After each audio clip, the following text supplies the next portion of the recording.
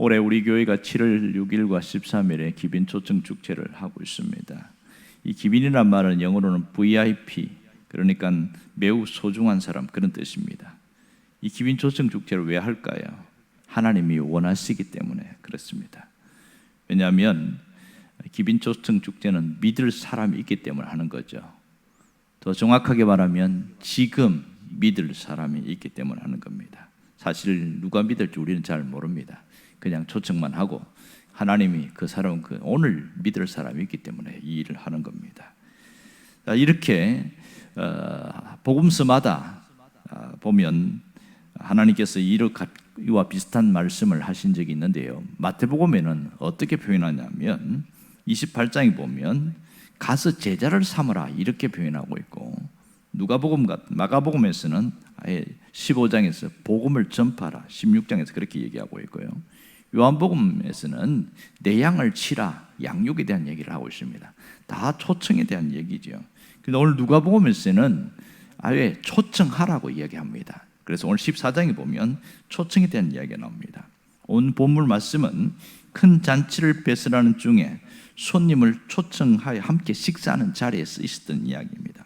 여기에 많은 사람들이 오게 되었는데, 그런데 반 바리새인이 예수님도 초청했습니다. 그렇게 예수님이 왔으니까 제자들도 함께 왔겠지요. 그렇게 왔는데 이 분위기가 굉장히 썰렁해졌어요. 이렇게 썰렁하게 만드신 것은 사실 원인 제공은 예수님이 하신 거예요. 왜냐하면 그 자리에 온 사람 중에 수종병 걸린 사람이 있습니다. 몸이 퉁퉁 붓는 병. 그 사람에게 이런 사람이 있던데 예수님이 옆에 바리새인들이 묻습니다. 안식일에 병을 고치는 게 옳으냐 안 그러냐 이렇게 묻습니다. 그러니까 당연히 안식일에 율법에는 병 고치면 안 됩니다 이렇게 이야기를 했습니다. 그런데 또 한 번 묻습니다. 그럼 뭐라고 그러냐면, 그런데 너희들은 왜 안식일에 가축이 도랑에 빠지고 그러면 왜 건져내냐는 거예요. 안식일 지날 때까지, 원칙적으로 하면 안식일이 지날 때까지 가만히 있다가 24시간이 지난 다음에 그 다음에 건져내야 되거든요. 그런데 그럼 어떻게 돼요? 죽어버리잖아요. 그러니까 재산에 손해가 생기니까 종들을 보내고 뭐하고 있냐, 빨리 건져내라, 가만히 두면 죽는다 그러는 거예요. 그렇게 했던 사람들인데, 유독 사람에 대해서는 안식일에는 병원에 가도 안 되고 약타로 가도 안 되고 절대로 아무것도 하면 안 된다 이렇게 하는 거예요. 그게 말이 안 된다고 그러는 거죠. 사실은 자기들도 지키지 않으면서 사람에 대해서는 유독 이렇게 이야기하는 겁니다. 그래도 보는 앞에서 그 수종병 걸린 사람을 고쳤어요. 갑자기 붓기가 싹 빠져버린 거예요. 깨끗하게 됐죠. 분위기가 굉장히 썰렁해졌습니다. 이런 상황 속에서 오늘 이야기를 하는데, 자, 이 식사 자리에 초대된 사람들 보세요. 많은 유대인들이 초청받았는데 이 사람들이 특징이 뭐냐면, 어쨌든 내가 상석에 앉고 싶은 거예요. 높은 자리에 앉고 싶은 거예요. 그래서 높은 자리에 앉았어요. 그런데 자기보다 지위가 높은 사람이 와 있으면 주인이 와서 저기 조금 자리를 양보해 주실랍니까? 여기 또 귀한 분이 오셨습니다. 이렇게 합니다. 그런데 또 높은 자리에 또 늦은 한 분이 또 왔어요. 그러면 무슨 일이 생기냐면, 또 조금 자리를 비켜주십시오. 그러다 보면 제일 첫 번째 앉은 사람이 맨 끝머리에 앉게 되는 거예요. 그러니까 얼마나 창피하겠어요. 예수님이 그 얘기하는 거예요. 아니, 처음부터 끝자리에 앉지 왜 높은 자리에 앉아가지고 그 창피를 당하냐.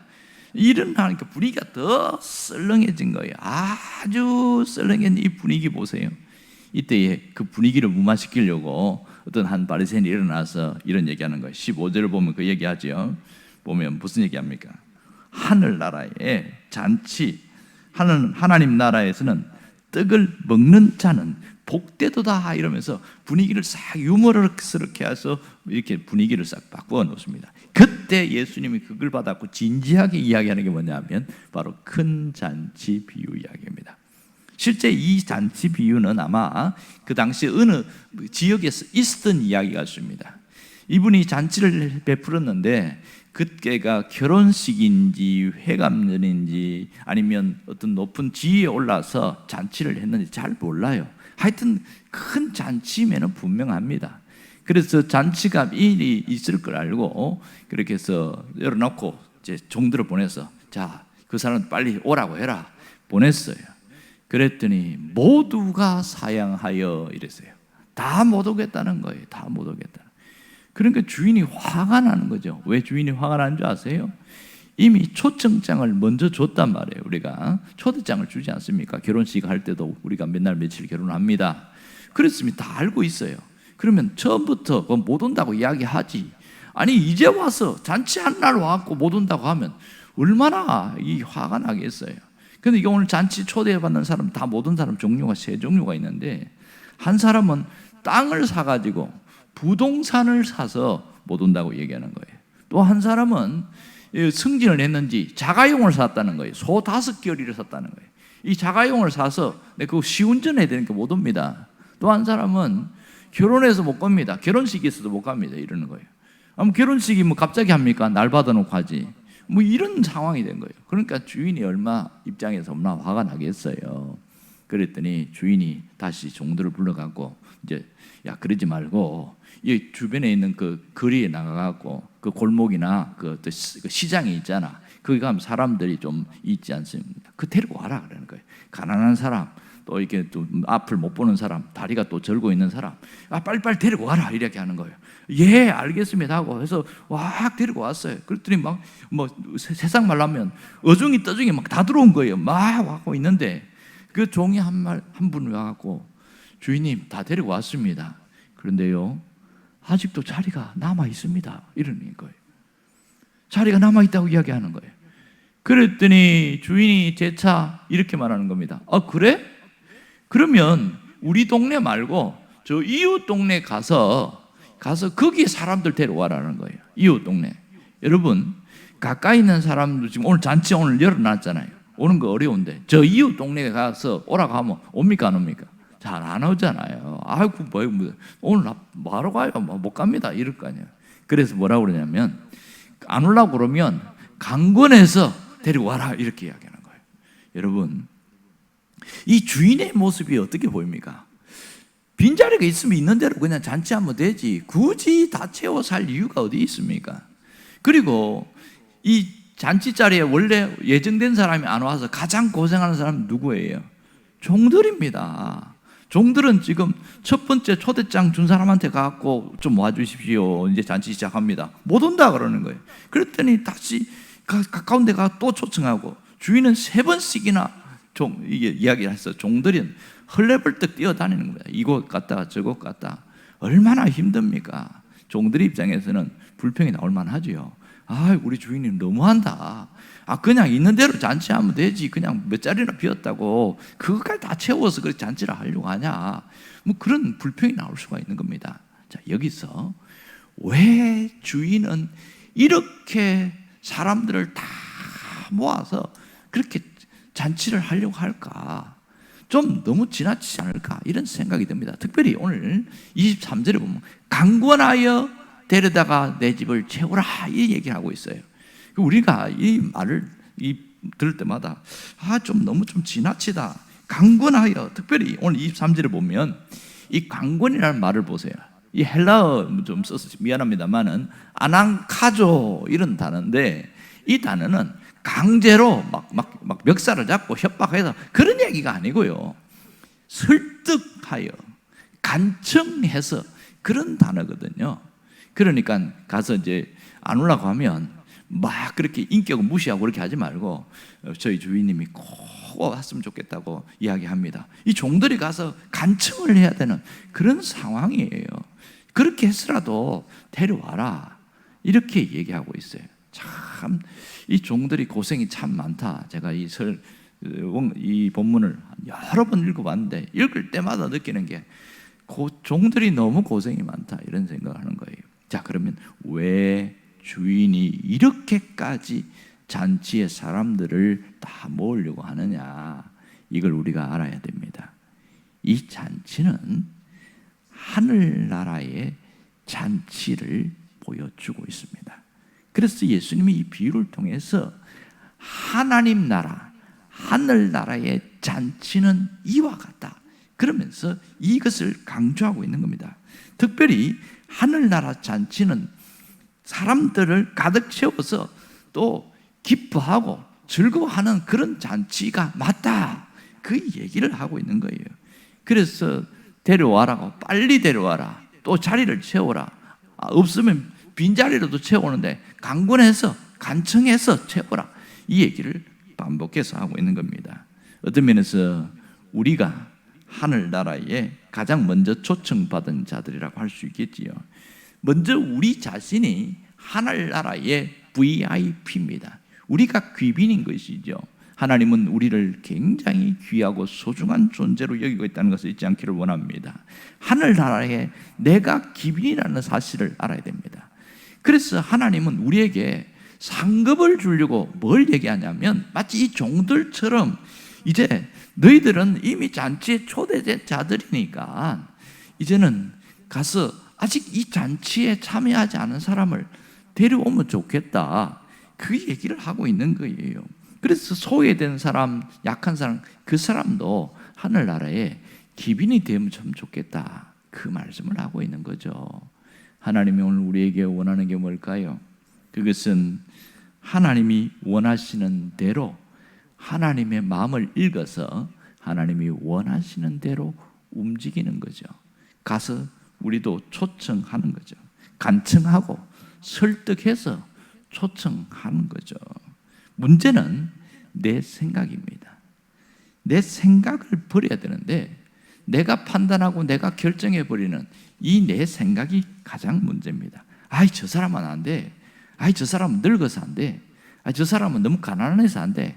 교회 오면 돈만 나가고 영 안 돼. 아, 저 사람은 성질이 고약해서 안 돼. 자꾸 판단하는 경향이 우리에게 많습니다. 그래서 누가 믿을 사람인가, 돈 많은 사람, 착한 사람, 괜찮은 사람, 이렇게 자꾸 고르고 있어요. 그리고 이 사람은 아직 마음이 막 딱 닫혀 있어가지고 안 돼, 판단해버리는 그런 경향이 있습니다. 문제는 내 생각이 가장 문제입니다. 여러분, 하나님의 생각은 우리의 생각과 같지 않습니다.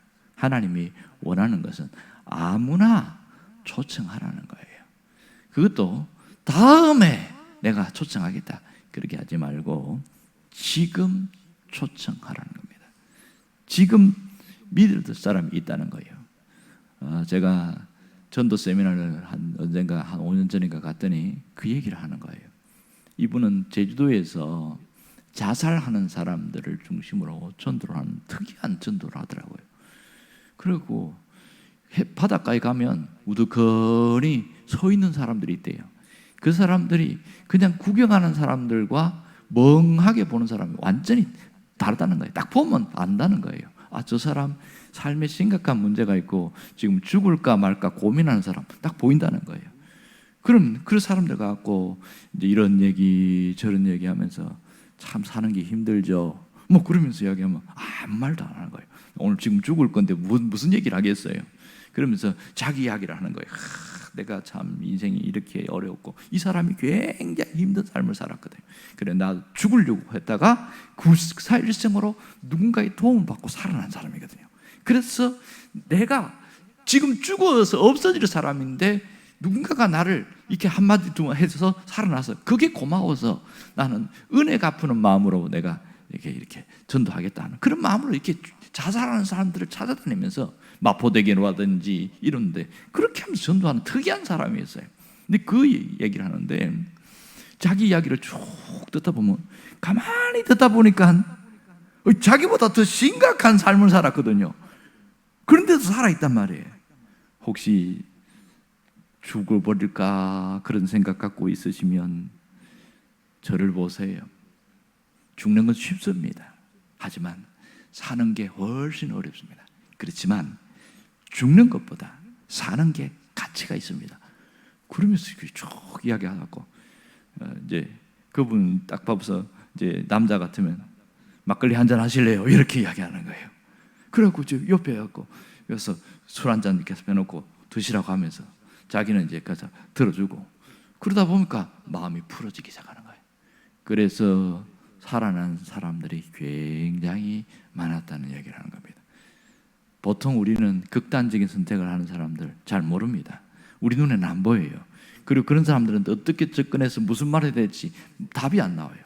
그래 마지막에 다 풀어지고 이제 하고 난 다음에는 내가 이렇게 살게 된 것은요, 교회를 나가서 그렇습니다. 그러면서 당신도 예배당에 한번 나가보세요. 하나님은 죽을 인생도 살려주십니다. 이런 얘기예요. 그게 끝이야. 그런데 거기에 그 수프 있잖아요. 그게 워낙 많은 사람을 데려오니까 주인이 너무 잘하는 거예요. 그러니까 이분이 살아가지고 이제 서울에 가거나 대전에 가거나 뭐 광주로 가거나 그러다가 자기가 살아난 것이 살게 해서 너무 고마워서 그 사람을 찾으러 오는데 주소도 없고 전화번호도 없고 아무것도 없으니까 그때 그 숲에 와가지고 혹시 그때 저하고 그 막걸리 사준 그분 어떻게 만날 수 있습니까? 뭐 그렇게 해서 그러고 전화번호 내가 있다고 그렇게 연결되고 이런 일들이 있는데 제가 그 얘기를 들으면서 참 사람을 살리는 게 이렇게 소중한 거구나. 이 사람은 진짜 죽을 사람을 살리는 일을 하는데 우리는 그 정도는 아니거든요. 우리는 기껏 해봐야 교회 잔치하는데 한번 초청하는 그 정도인데 사실 이것도 못하겠다고 하면 참 답이 안 나옵니다. 어떤 분은 그럽니다. 저는 사람이 없어요 그러는 거예요. 사람이 없다는 거예요. 정말 사람이 많지 않아서 그런 경우는 있습니다. 주변에 사람이 없어서. 그런데 찾아보면 전화번호 뒤져보면 사람이 의외로 많거든요. 내가 보니까 수포에 있는 아무개도 있고 세탁소 누구도 있고 또 식당 아무개도 있고 찾아보니까 있어요. 옷 안 오면 알 수 없는 거고 그냥 초청해보는 거죠. 우리가 이 일을 왜 해요? 주님이 우리에게 상급을 주시려고. 하나님께서 전도서에 보면 그 얘기 하잖아요. 많은 사람을 옳은 대로 데려오는 자는 하나님께로 데려오는 자는 하늘의 별과 같이 비치리라. 주님은 우리에게 더 많은 것으로 주시기를 원하고 있습니다. 실상 하나님은 이 땅을 살아가면서 이렇게 주님 앞으로 데리고 오려고 하는 그 마음을 갖고 사는 사람들에게 하나님이 그 문제를 그렇게 고통하고 힘들어하는데 그냥 내버려 두시겠냐는 거예요. 하나님이 반드시 책임진다는 것을 믿으시길 바랍니다. 하나님이 역사하심을 믿기를 간절히 바랍니다. 우리가 일에 함께 힘써서 주님이 기뻐하는 그 일에 함께 동참하시길 주의 이름으로 축원합니다. 기도하겠습니다.